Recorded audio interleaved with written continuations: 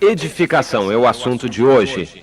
Nós queremos comentar com você a respeito da necessidade que você tem de se ligar cada vez mais ao corpo. Para essa aula de hoje, eu quero que você tenha em mente a concepção da Igreja do Senhor Jesus como corpo. Nós temos falado muito no reino de Deus. O que é o reino de Deus? O reino de Deus é tudo aquilo que obedece à ordem de Deus. É muito simples, não é? Jesus é o rei. Ele era, é e sempre será. Ele é rei eterno. Segundo a Bíblia, é rei. Jesus governa o seu reino. Todos aqueles que obedecem a ele, obedecem à sua vontade, fazem parte do reino de Deus. O reino de Deus sempre existiu. Agora, na terra, ele só vai ter a sua plenitude durante o milênio, que está prestes a começar, segundo as profecias bíblicas que se cumprem. Mas, durante as outras gerações, o reino de Deus teve manifestações diversas. Nas diversas dispensações pelas quais a humanidade passou, no seu relacionamento para com Deus, o tratamento de Deus para com o homem foi diferente, claro. Com Adão e Eva, Deus tratou de uma maneira. Com Abraão, Deus já tratou de outra maneira. Com Moisés e o povo de Israel no deserto, em Canaã, Deus já tratou de outra maneira. Na dispensação da graça, a época em que nós vivemos, o relacionamento de Deus para conosco já é diferente. Somente na dispensação da graça, a época em que nós vivemos desde que Jesus veio e até quando Jesus voltará, esta época da dispensação da graça é a época da existência da igreja. É a dispensação, se podemos chamar assim, da igreja ou do Espírito Santo, tanto faz. O Espírito Santo está na igreja, a igreja é a manifestação do reino de Deus. Você entende isso? Isso fica claro para você? Que o reino de Deus é tudo aquilo que obedece à vontade de Deus. É tudo aquilo que é organizado por Deus com finalidades eternas. Mas a expressão do reino de Deus em nossa época é a igreja. O reino de Deus não domina o mundo, não. Não pense que Jesus, por ser Deus, domina todo o universo. Não, o mundo não é dominado, dirigido por Jesus. Não, de maneira alguma. A Bíblia mostra claramente que o mundo está posto no maligno. Satanás é o príncipe deste mundo. Ele governa os sistemas político, econômico, cultural, status, as riquezas, o dinheiro, o esporte, as músicas, os divertimentos, as indústrias várias, tudo isso são organizações do mundo que pertencem ao mundo, inspiradas por Satanás e que obedecem à sua vontade, e que por fim todas elas estarão enfileiradas, organizadas para combater a manifestação do reino de Deus. O mundo combate contra a igreja, e a igreja, naturalmente, não pertencendo ao mundo, não pode agradar a ele. A igreja é, pois, a expressão do reino de Deus aqui na terra. A terra pertence a Deus, porém, o mundo não. O mundo é governado por Satanás. É por isso que durante a tentação de Jesus, Satanás teve autoridade de mostrar a Jesus todos os reinos do mundo. E ele disse, olha, se tu prostrado me adorares, eu te darei todos esses reinos do mundo. Ele disse, eu darei porque me foi entregue. E estava falando a verdade porque na presença de Jesus ele sabia que não pode mentir. Dizem que Satanás é mentiroso, claro que é, mas na presença de Deus ele fala a verdade porque ele sabe que não pode mentir, não adianta mentir para o Senhor. Ele falou a verdade.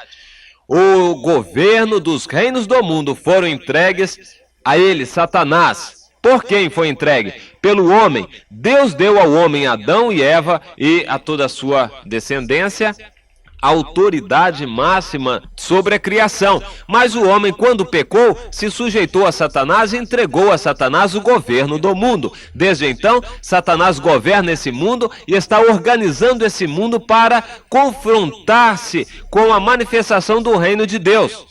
Atualmente, o reino de Deus é expresso na igreja. A igreja é um povo que não tem pátria, é um povo que não tem solo aqui na terra, é um povo que não tem nação, genealogia aqui na terra, não. A igreja não tem nada disso, não tem ligação nenhuma com o mundo. A igreja é um povo de estrangeiros, de peregrinos aqui na terra, de gente tirada de todas as nações, de todos os povos, tem uma unidade somente espiritual e essa unidade é eterna. E um dia a igreja será completamente separada deste mundo para pertencer ao Senhor eternamente e a igreja estará unida. Então sim, a igreja virá para a terra para governar com Jesus Cristo durante o milênio.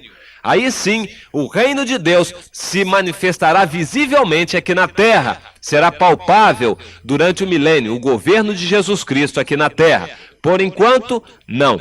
Por enquanto, a igreja é um corpo místico. Místico é espiritual, é sobrenatural, que não tem existência palpável.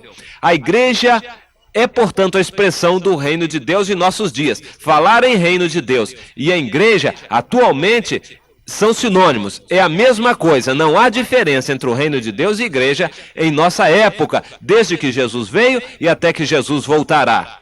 A igreja é mencionada nas Escrituras como um corpo. Por que um corpo?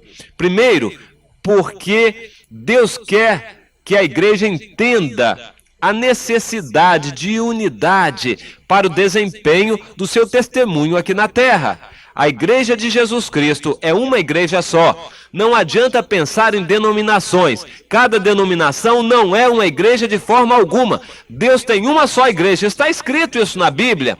Aquele que quiser fazer separação entre a igreja do Senhor está sendo sectarista, portanto, um idólatra da sua denominação. Está causando divisão no corpo de Jesus Cristo e é evidente que não pode agradar ao Senhor.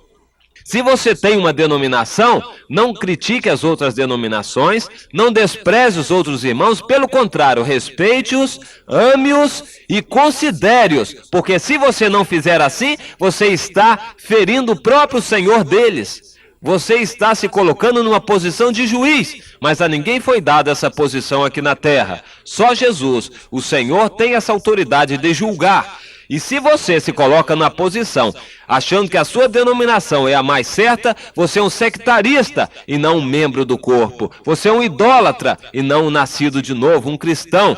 Você está na posição de juiz e não de servo. Portanto, a consequência é que você não tem lugar no corpo. Agora, se você entende que a sua denominação é apenas um pedaço da igreja de Jesus, então você está no caminho certo, entendendo que a igreja é um corpo, um só, não mais que um. Sejam as expressões mais diferentes que forem em cada denominação. A igreja é uma só. Se você tiver esta visão, se tiver isto em mente, você está próximo do coração de Deus e está próximo de ser elogiado pelo Senhor como Davi, que foi o homem segundo o coração de Deus. A igreja é, portanto, o corpo do Senhor Jesus. Um corpo, não é um amontoado de membros. Você pode imaginar um corpo como um amontoado de ossos? Claro que não. E se você amontoar ossos, peles, carnes, vísceras, tudo isso vai ser um corpo? Não, de forma alguma. Corpo não é um amontoado de membros, como um edifício não é amontoado de materiais de construção. Corpo tem uma unidade. Essa unidade tem como origem o fato da igreja ser uma. Jesus não tem mais de uma igreja, a igreja é uma. A noiva do Senhor Jesus é uma só.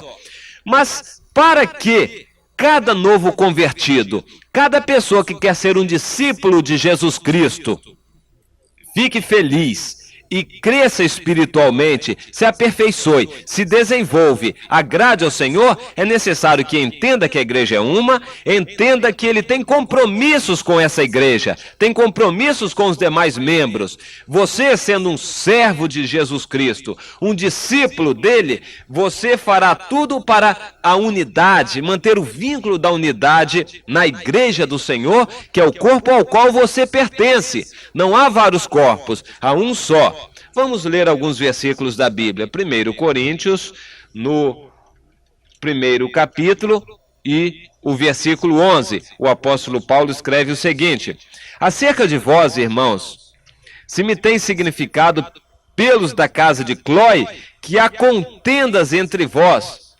Ora, se há contendas, era claro e evidente que eles não estavam trabalhando para a edificação. O corpo é um, na verdade. Em verdade, em espírito é um.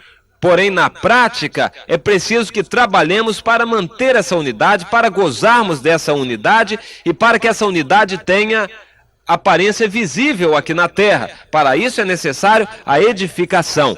Ou seja, em linguagem bem clara, você precisa dos outros membros e os outros membros precisam de você. Para que a igreja possa ser a expressão de uma verdadeira união, e a união faz a força, é necessário que você entenda que precisa de seus irmãos e eles precisam de você. Nunca, jamais você poderá ser independente. Se você quiser ser um crente autônomo, que não precisa dos outros, no Evangelho, na Bíblia, você não encontrará apoio para a sua posição. Nunca você encontrará apoio da parte da cabeça, que é Jesus Cristo. Pelo contrário, você estará se separando do corpo, você estará julgando seus irmãos e você estará se condenando a si próprio, porque salvação só há uma para o corpo inteiro. Ou você será salvo junto do corpo, ou você nunca será salvo.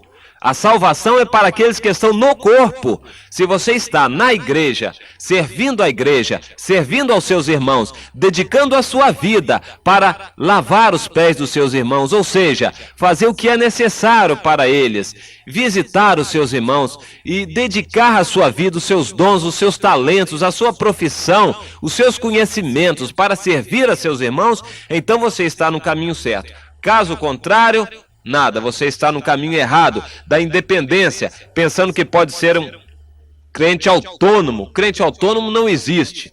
Deus não vai levar ninguém a granel para o céu. No céu só entra um corpo. Se está ligado no corpo, vai. Se não está, não vai e não adianta. Deus não vai levar amontoado de gente para lá. Isso é o que nós queremos que você entenda. Sim, só por amor. Somente pelo amor você conseguirá entender. Porque, se não for pelo amor, você estará sempre julgando a seus irmãos ou, na melhor das hipóteses, independendo deles, ou achando que você não tem nada a ver com eles. Se você pertence ao reino de Deus, se você pertence à igreja, ao corpo de Jesus Cristo, então você tem muito a ver com seus irmãos. A dor deles é sua dor, o sofrimento deles é o seu sofrimento.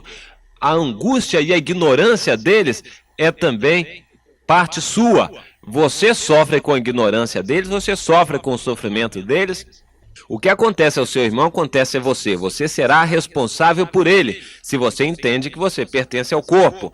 Mas para isso é necessário o amor. Somente o amor de Deus em você consegue fazer com que você tenha tolerância, como diz o apóstolo Paulo na carta aos Gálatas, no capítulo 6. Meus irmãos, se algum homem, algum irmão for surpreendido em algum delito, vós que sois espirituais, restaurai o tal homem no espírito de mansidão. E olha, cuidado, olha a ti mesmo, para que não sejas também tentado. E levai as cargas uns dos outros, pois assim cumprireis a lei de Cristo.